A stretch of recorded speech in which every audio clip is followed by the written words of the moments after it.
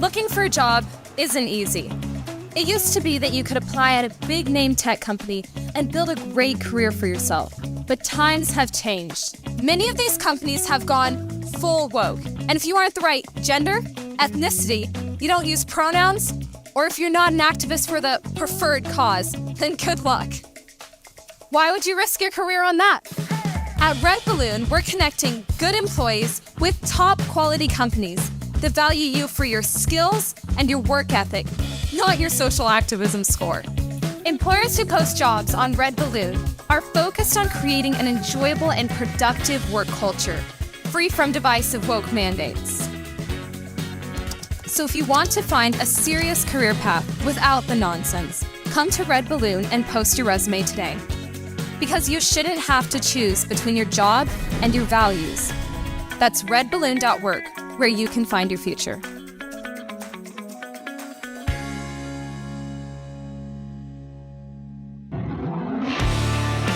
Oh. I'm getting used to this. I don't need Knox no more. Just kidding. Hey, y'all. Welcome to Cross Politics. Pastor Toby. No Chuck Knox. I almost said it. The water boy. We also have Megan Basham coming on to talk about all things SBC politics. You know, the SBC pastors, they're against politics. Like, they're against it. Are they? Yeah, they're against it, except for when it comes to the convention. They love politics. Except when it comes to Rick Warren? It's the weirdest thing. I think it's just Rick Warren. Yeah. I don't know. Yeah. Hey, just want to remind you all that Grace Agenda 2023 is coming up. Good education in the Badlands. That's kind of where we live right now, the Badlands. But by God's grace, it should be goodest. Goodest education in the Badlands. You know, kind of play on it a little bit. Nope. I'm not in the marketing department. Gooder education. Yeah, gooder. There we go. There you go, Belle. Take that as a suggestion for next year. But praise be to God, there's actually a great reformation happening in Christian education, Christian homeschooling, classical Christian schooling, even Christian colleges. And Grace Agenda has some of the top names in the classical Christian movement coming in to speak with Pastor Doug. This August, go to graceagenda.com to sign up today. Registration was, I said this yesterday, is like pretty much full. Yeah. But if it's still open, it's open. So keep sign up now. And I'm specifically told to tell you that all the talks will be posted on YouTube. And so consider donating for the conference. The conference is, I think, free or it's free, but they charge free. like $10 to sign up just to make sure you come to the conference. For like lunch or something like that. But it's graceagenda.com/donate. If you love what Grace Agenda is doing, if you're planning on watching all the talks when they come out, give them something. Thank them for all the work they're doing. Anyways, there you go. Yeah. Megan Basham coming back on Cross Politics. We're always grateful to have her. She's a Claremont Lincoln Fellow whose writing has appeared in such outlets as the Wall Street Journal, First Things, National Review. Has she written for the Fight Laugh Feast magazine yet? No, she hasn't, but she's on our list. Why have we not asked her to write for the Fight Laugh Feast magazine yet? Her award-winning writing and journalism focuses on subjects like marriage and family, religious life, and the entertainment industry. Megan, thanks for coming back on Cross Politics. Thanks for having me. I love being here. I like to bring a little, feminine energy to the show. That's definitely what our show's lacking. Yep, it's true. It is true. A little feminine energy. Yeah, so we're really, really grateful. So you just came out with an article. Did it come out today at the American Reformer or a day? It did, yeah. Okay. It came out today, this morning. Mr. Smith goes to the convention. I actually didn't even see the title at the beginning. I don't know if I skipped over it initially when I read it, and then I got to the end, saw the reference to Mr. Smith, and then I saw the link, and I said, "Oh, I see what she did there. Yeah, I see what she did there." Were you classically educated? Yes, I was. Yeah, there's movies. Yeah, Jimmy Stewart. Yeah. So Megan, why'd you decide to write this piece on women pastors and Saddleback Church? Why is this story so important to you? Well, to start out, I would say that I thought I was going to write like max, 800 to 1,000 words on kind of the debate that was going on within the SBC over women pastors. And then like at some point a couple of weeks ago when I was at 4,000 words in and thought, let this end, how did I get into this deep mire? And part of it was because you just saw how the tentacles of this issue was touching so many other spaces. So Obviously there's always a lot of internecine turf war going on within the SBC, but this was something much bigger. I mean, this got into questions of biblical fidelity, how these issues are decided, what kind of compromises we make for the culture. Right. And so it just grew and grew. And that's kind of, how this story came about. Yeah. So you have, is it Pastor Webb? Was that the man's name? Law. Pastor Law. Oh, sorry. Yeah. Law, yeah. So Mike Law was the main pastor who, and I had an interest in this, as a Southern Baptist, I had an interest in, you aren't Presbyterian? I don't want them to do this. What's that? You aren't Presbyterian? I'm not Presbyterian. You guys still let me come on. I know. So you're stealing all our good guys. You noticed. You noticed. So Pastor Law is this pastor of a small SBC church. Is it right outside of DC, somewhere in Virginia? Right. And your article traces his attempts to try to work with the credentials committee and the process. Yeah, don't forget the process. Work within the process. Yeah. And just, I know it's spelled out in detail, but just can you give us a snapshot of you talk about this? This centers on things of biblical fidelity. Why? Isn't there going to be a vote this summer? What's wrong with that? Why is this not gonna? Why are they sidestepping, or how are they sidestepping biblical fidelity? So that was how that title came about.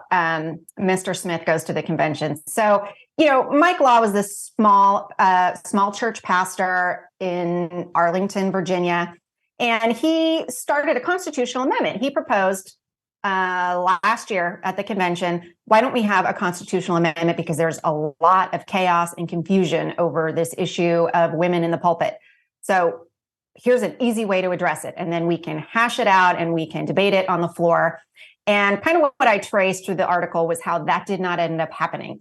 Through a lot of backroom dealing. Essentially, the issue came down to celebrity pastor Rick Warren throwing his weight around, being given really sort of stunning privilege that certainly a pastor of a small church in Virginia is not going to get, to advocate for having women pastors. And so instead of having this very clear vote on should we, the Southern Baptist Convention, have women pastors or not, they kicked Rick Warren out, but they kicked him out for the purpose of allowing him to appeal. So what it looks like it's shaping up is that sort of Law's amendment has been pushed by the wayside, and instead we're going to have a vote on whether we like Rick Warren and want to keep Rick Warren in the Southern Baptist Convention, and that will set the precedent for whether or not we have women pastors in the SBC. Which that's just incredible. Yeah, no. When I it's disgusting. When those dots got connected for me, because I think when they initially kicked him out, I don't know what most people thought, but we talked about it on the show. We're like, good for them, and we thought, oh, maybe they're growing a backbone, but what a. That certainly appears to be a very underhanded way to handle it, rather than a straight up and down.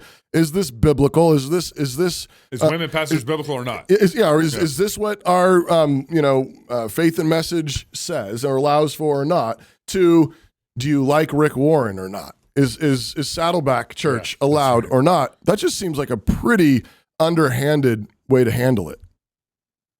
Right. And look, it wasn't really hidden. I mean, people who can absolutely be forgiven who are not in the Southern Baptist Convention for going, hey, that's great that they did this. Right. Those of us who pay very close attention kind of knew immediately what was happening, because the very same day they announced it, a member of the executive committee said, we did this in order to allow you to make your voice heard. So Saddleback's same day they said, Saddleback's going to appeal and you'll be allowed to make your voice heard. Right. So, it was pretty clear from the get-go what was going on.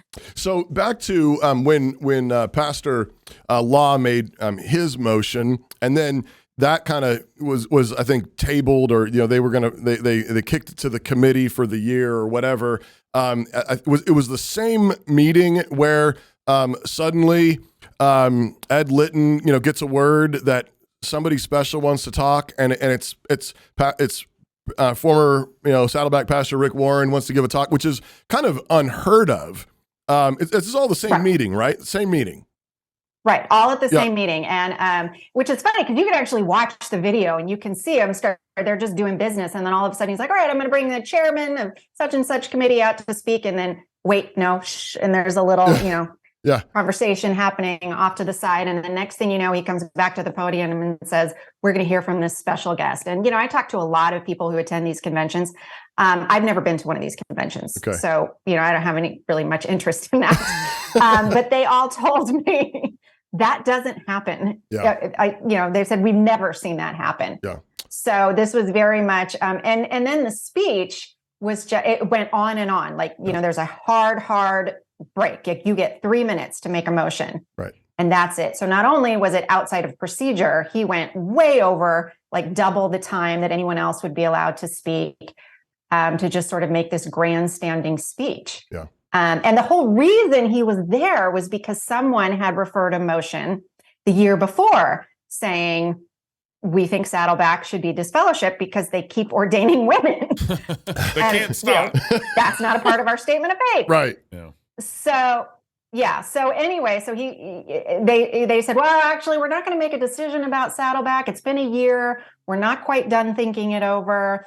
But we do have Rick Warren here to make a speech. Wow. So that was kind of how that went down. Neil, you got a clip of this? I hope it's not all 6 minutes because I don't think I have patience for that. But do you have a few minutes? Here's a short bit of what he said. I have no intention of defending myself. I have taught my kids and grandkids for years. I am most like Christ when I refuse to defend myself. Amen. The Bible says Jesus spoke not a word unto them when Pilate accused him of all kinds of things. So I have no intention. I have most of you on my mailing list anyway, and I can write you and tell you what I believe about the gift of pastoring as opposite from the office of pastoring. But I'm not here to talk about that. Are we going to keep bickering over secondary issues? Or are we going to keep the main thing the main thing? We need to finish the task, and that will make God smile. Thank you, everybody. I love you. And we missed the whole 5 minutes of him defending himself. Yeah, right. Yeah.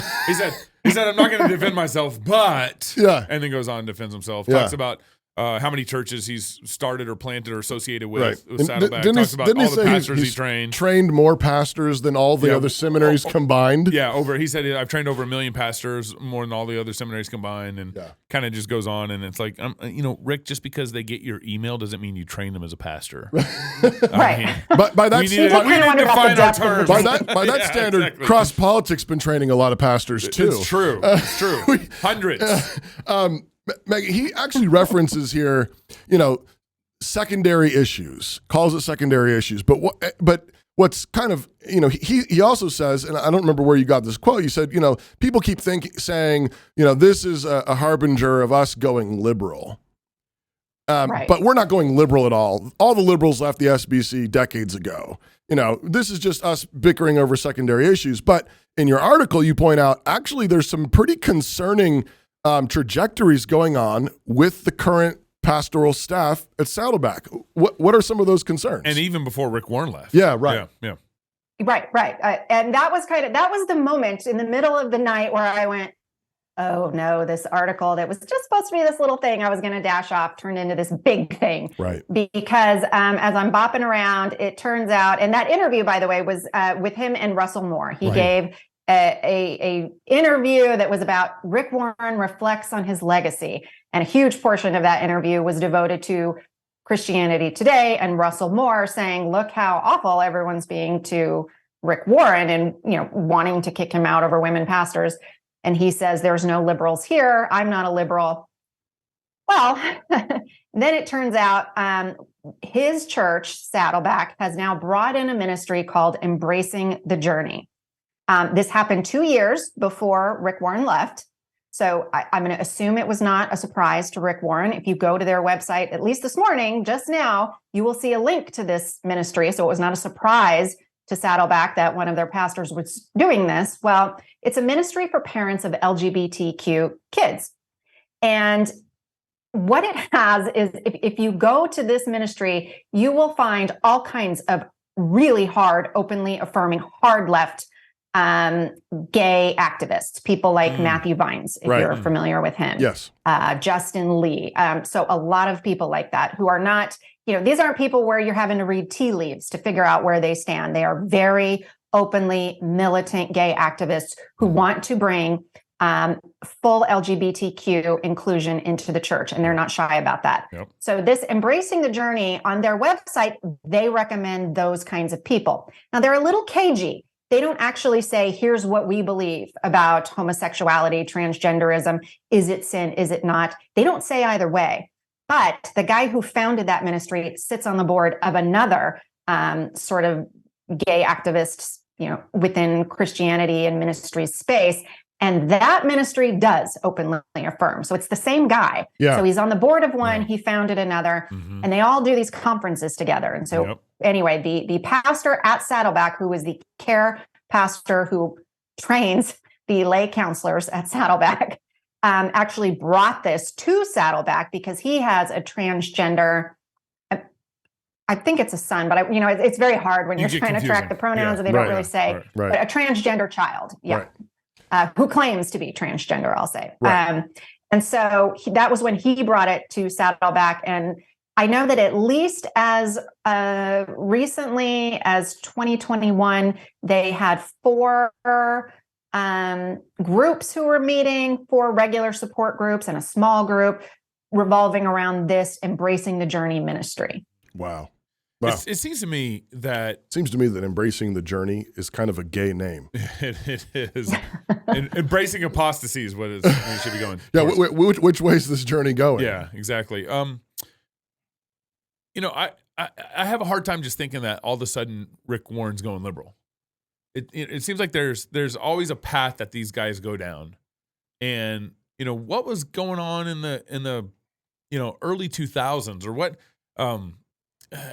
Even when he wrote, I don't even quite know where this question's really going towards, but even when he wrote A Purpose-Driven Life, I just felt it was squishy then. Yeah. And then now, he's been doing the woman pastor thing for a while. And then the LGBT thing, he's never, every interview I've ever heard Rick Warren on, he's kind of clear, but he's not on that. He's on CNN, and the guy asked him, are homosexual Christians going to heaven?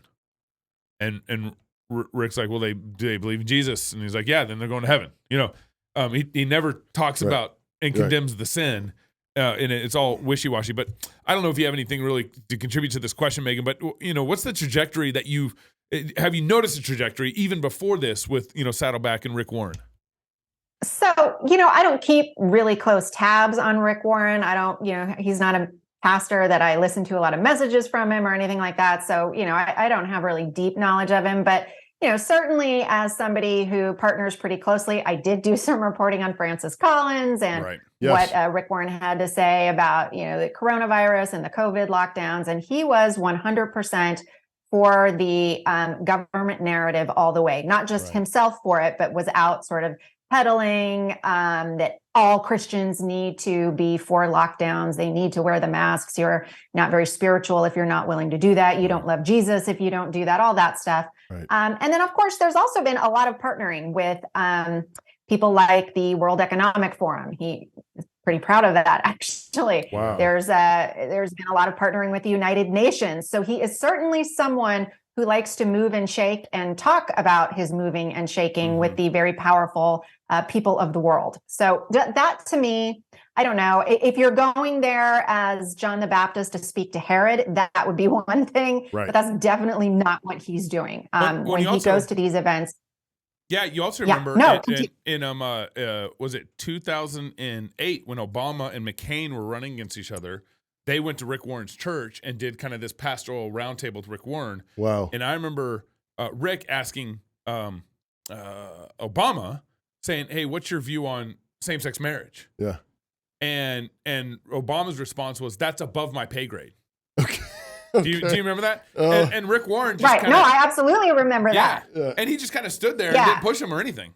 Oh, wow. Yeah, he didn't push back on that. And then, there's also been some things like, I got to check my notes on this, but there was some odd things like he kind of gave some sort of invocation or something alongside an imam and sort of acted like we're all spiritual leaders here together. And I can't remember, so I need to check my notes on that. But it was something in that vein, that you just went, that doesn't seem right what you're doing there. So just some stuff like that I went, this is not a guy speaking truth to power. He's there to rub elbows with power. Well, it seems like this. It's the same thing. Even just with the work that you do in this article with the embracing the journey ministry of Saddleback, and them doing all these other conferences and working closely with, and all the resources they're recommending. Matthew It's like, Vines and all this stuff, clearly they're not speaking truth to power. I mean, if you keep getting invited back to the same conferences where you just standing side by side with people who openly embrace and advocate for normalizing sodomy and all the LGBT stuff in the church as normal Christian behavior, and you keep getting invited back to the stage, you're not speaking truth to power. At all. Right. It seems patently obvious to me. Just laughable for given all of this that Rick Warren would say we're not going liberal. I mean, it's just absolutely laughable that we've seen this play over and over and over again throughout the last 120 years. Go back to J. Gresham Machen in the early 1920s calling the play in the mainline Presbyterian church, where he got defrocked because he made such a big deal about liberalism. And then it was just them denying the virgin birth and the historicity of the resurrection and the authority of Scripture. But he saw it coming in the 1920s and made such a big deal about it. They had kicked him out of the denomination. But then it just happened over and over again with, it's women as elders, women as pastors, women as teachers, and then it's no fault divorce, or not disciplining people for adultery or other sexual, maybe more normal sexual sins, but nevertheless sexual sins. And then you have it, right down the line, LGBT. And, first it's, it just in the membership, as long as they're not open about it or flaunting it, we're working with them or ministering to them. And then, 8-10 years later, you've got your solemnization of a, lesbian bishop or whatever. Right. I mean, we've seen the play over and over and over again. And my question, Megan, is, just sort of more zooming out more broadly, why is it that why are we even having this conversation again with Rick saying, no, we're not going liberal, when it's no, it's like Lucy with the football and Charlie Brown. No, this time, I promise, we're not going liberal. Right. But it's happened so many times. Why broadly, why do you think we're in this position where we still can't see this play and we are this vulnerable to this play? And do you think it has anything to do, I know, on the side, you're also, doing work on some of the Me Too stuff in the church. Does that have anything to do with our vulnerability to this play? Yeah, look, those are both very big topics, but one of the reasons that I think it happens again and again is the church wins people. It brings people in, people start to listen to the teaching, and then you have powerful groups outside of it who go, oh gosh, we want access to those. You have wolves, and shepherds are supposed to keep the wolves out, but that makes you mean, and that makes people write mean articles about you and say mean things, and who knows? Back then it was pamphlets, today it's Twitter, but you don't want to be that guy. You don't want to be the guy who sort of has people say that you're a jerk, you're not winsome, whatever the, buzzword du jour is. So I think that's part of it. One is it's just the fear of man again and again and again. And wolves are going to always want access to the church. That's never going to change. Yeah. And so I think, that's certainly a big part of it is, like you said, we saw it in the 1920s. There were actual Marxists saying we're trying to infiltrate the churches to get access to them. And to try to change the language to say, it'll be Marxist, but it'll be churchy Marxism, and that'll be great. Yep. And so I think that's part of it. And then also, I think these things are related. And there's this that I think, and I say this as a woman, there's a reason I think that we're not supposed to lead, because I do think that women shy away from some of the tough truths that need to be told, that some of the tough confrontations that need to happen. And so women don't like that. And I don't like it really, which is probably why, I do that sort of thing on paper, because I don't want to do that in person. So I'll do that, from my comfy living room, but I really don't like confrontation. And that is a big part of leading churches, leading homes, is sometimes you got to be the tough guy. So I think that is part of it. And when you allow women to be the ones leading the conversation and leading the norms, what's comfortable, what is acceptable for us to talk about, to use the sort of teen parlance, I've seen some young guys throwing this around. They call it the longhouse. And it's this sense of having a very feminized culture. And I think again and again, you see that within the church is you see some men see that there's a problem. They step out to lead. You maybe go through a period where there's some robust, godly, masculine leadership. And then you have women kind of coming along again and going, oh gosh, when men lead, it harms women and children. And it's kind of that same cycle again and again. Mm-hmm. Yeah. Wow. What do you think is going to happen at the convention this summer? Yeah. Man, I don't know. I mean, the cynical part of me is like, I think the die is probably cast here. Yeah. I mean, you brought up what is the connection between these things. I can tell you this right now. There was a circus of sort of parading abuse. I'm going to say, alleged abuse victims, because I don't know all their stories. And I know that a lot of this is political and a lot of it is performative. So, they did that last year. Mm-hmm. And it was just so clownish and ugly to me, the way they used the abuse issue as just sort of spectacle. Mm-hmm. And already we're seeing that set up again. So, I mean, there are people on social media right now saying we're raising money to get these abuse victims to the convention to make their voices heard, which I go, what does that mean, make their voices heard? Because if they're not messengers, they're not voting on anything. Right. So it's just there to create sort of an emotional spectacle, is my guess, is what they're talking about, rather than, and some emotional manipulation. So rather than sort of a reasoned, calm conversation about what these reforms should look like, it's like this ratcheted up, like emotional cycle. So I expect that. And I think those things are going to be connected, because you're already seeing them say, oh, you can't address abuse, but you guys will kick out Rick Warren for having women pastors. Right. And so you cannot say, oh, these things aren't connected. But then when it's convenient for you, say, actually, they're connected. Right. So, and you'll see some of those Church 2 activists, they're now openly saying that it is connected, that if you had more women at the table, if you had more women in power, this would not be an issue. Right. That's exactly what I've been seeing over and over again, is that's the play. And you referenced this even in the article, Megan, that some people are trying to wiggle out, some kind of distinction, technical distinction between a senior minister and, and then other kinds of pastors. And it seems to me that, maybe that's, if the devil's clever, maybe they try to run a play like that at the convention, where they kind of appease some people by technically still carving out a little tiny niche where, okay, that's for men for some vague, mysterious reason. We don't exactly know why. But really, if you care about all the people in your church, you're going to have a lot of women on staff, because, men really aren't qualified to care for the hurts and needs of women. Right. And they step all over them and they abuse them. And it seems to me that is the play. And I think it's an emotional, manipulative play.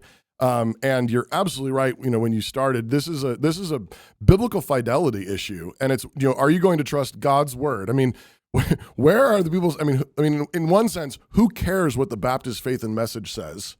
Yeah. What does the Bible say? What does the Bible say? Right.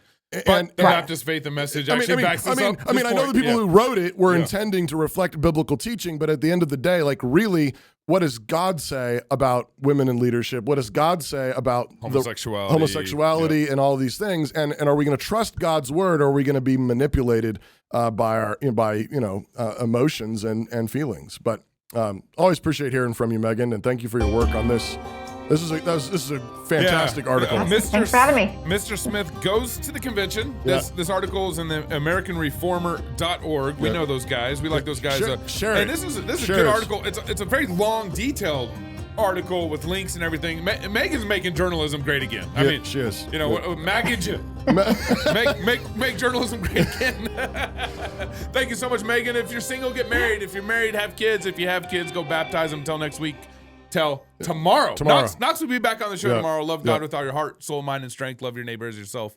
Go fight, laugh, and feast. This is Cross Politic.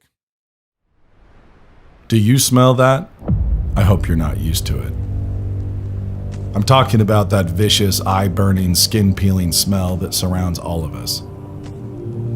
The smell of proxy wars with overtones of the parties in Hunter Biden's photos, feminism, trans madness, faux pandemic, real panic, climate tyranny, social media slavery, Epstein's suicide, fair elections with hints of brimstone charred oak, and the Pelosi's stock profits, all stewing in a Houston Planned Parenthood's dumpster in August. That is the smell of the thing we once called America, dead and composting. The post-mortem on America isn't complicated. First founded by starving pilgrims and slaves, refugees and immigrants crying out to God for deliverance, this nation was pitched like a tent by men and women struggling in the mud and the dust, who survived drought and depression, and twice left home to bleed and die and save the world. Yes, there was hypocrisy, pietism, self-righteousness, injustice. But this land became strong despite it all by God's grace and by the sacrifice of farm boys crawling up foreign beaches in the sweat of their fathers, tilling soil and feeding beef. American boys tamed the sky and walked in space. We touched the world with our Navy, our love of sports and stories, underdogs, and barbecue. And now, we touch it all with our rot. The greatest nation in history has been laid low by one simple evil: lies. The deadliest was the first, the lie that our greatness was our own doing, and so many more came after.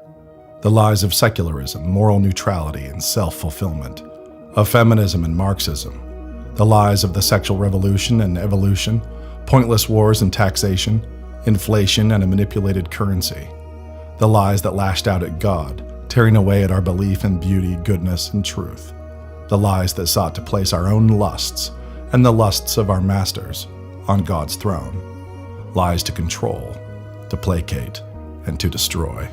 The storm of lies has reached hurricane force now. Whole states are being evacuated. The deception swirls so fast and furious that the liars don't even bother to hide it. Question: where do lies get their power? Answer: from the idiocy of the deceived. How many lies can a people believe before it's their own fault? 1, 2, 44,000? Lies lose all their power when the deceived become wise, when their minds are no longer easy to bridle and control, when they learn to think and can seek the truth through any fog, and when they learn to laugh at those lies. The winds will reverse, the fog will clear. Do not despair. These are the times we were given. We are the people God made for this moment. The faithful and the undeceived will rebuild in the ruins, and we will do it singing, feasting, loving, and laughing. We will plant again, and we will harvest 30, 60, and 100-fold. After all, composting empires make the richest soil. New St. Andrews College. Liberal arts for lovers of truth. Laughing at lies since 1994.